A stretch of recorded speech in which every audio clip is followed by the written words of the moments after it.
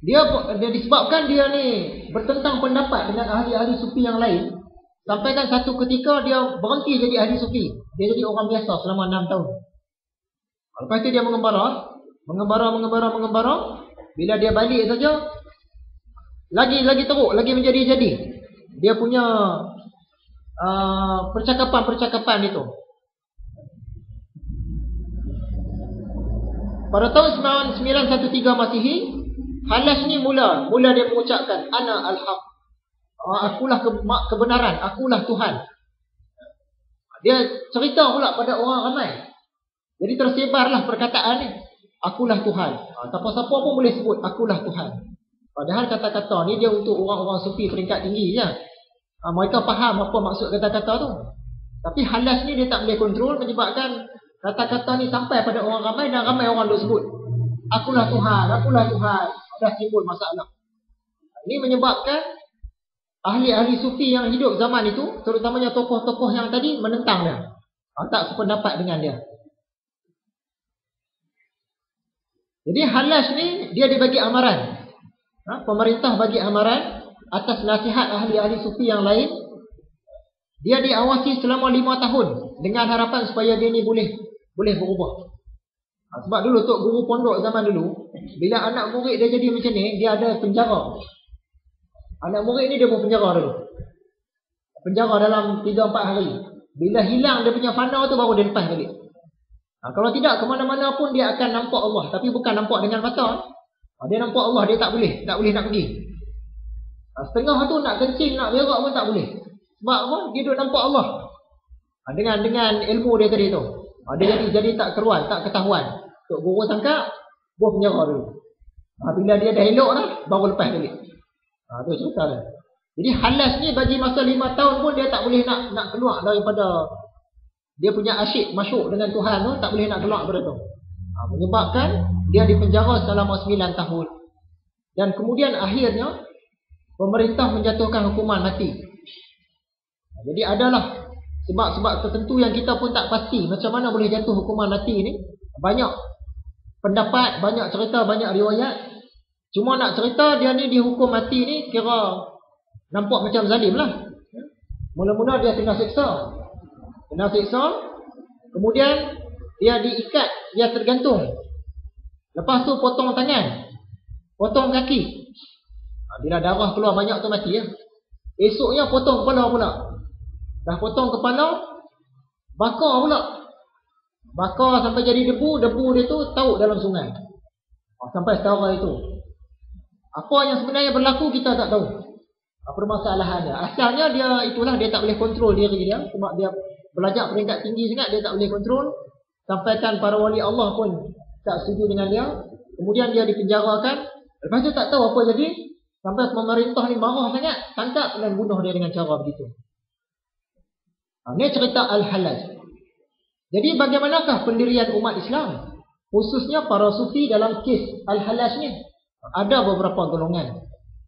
Golongan yang pertama, ahli-ahli sufi pada zaman Al-Halash ni, termasuklah para wali tadi, rata-rata tak setujulah dengan ajaran Halash. Mereka tak setuju dengan cara dia.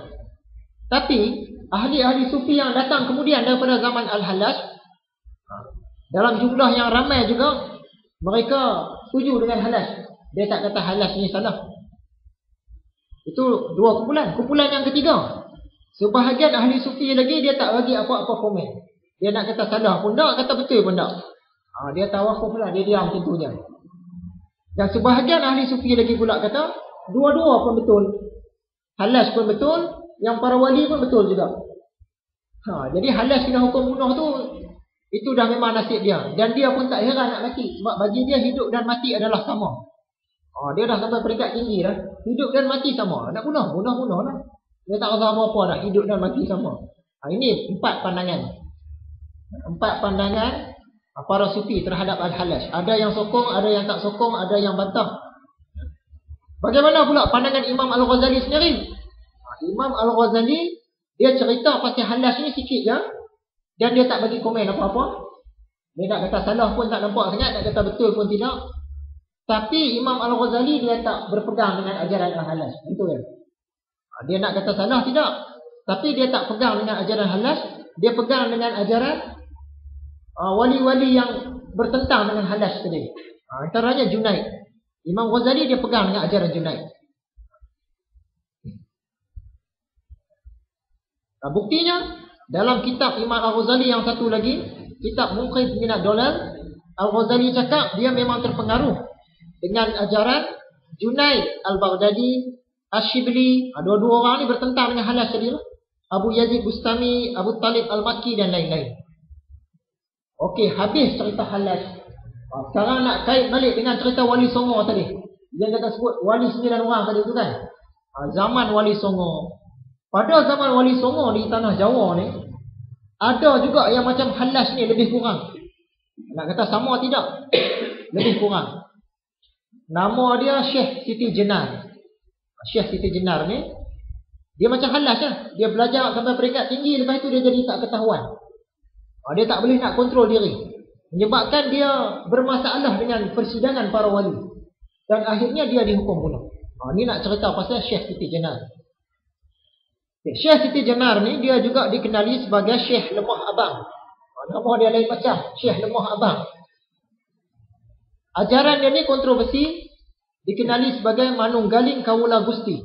Maksudnya Tuhan dengan hamba, dengan makhluk ni dah bersatu lah. Manusia dengan Tuhan dah bersatu. Dia pernah berguru dengan wali-wali Songo ni, terutamanya Sunan Giri. Pernah jadi anak murid. Tapi Sunan Giri ni, bila sampai satu peringkat, dia tak ajar dah ilmu yang tinggi-tinggi kepada Siti Jenar. Sebab bagi dia Siti Jenar dia tak boleh pergi. Tok guru ni dia tahulah anak murid dia boleh pergi ke tak boleh.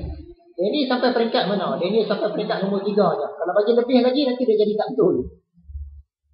Macam Siti Jenar ni sampai satu peringkat, Sunan Giri tengok dia tak boleh pergi dah. Tambahan pula dia berminat dengan ilmu-ilmu mistik, ilmu-ilmu kesaktian.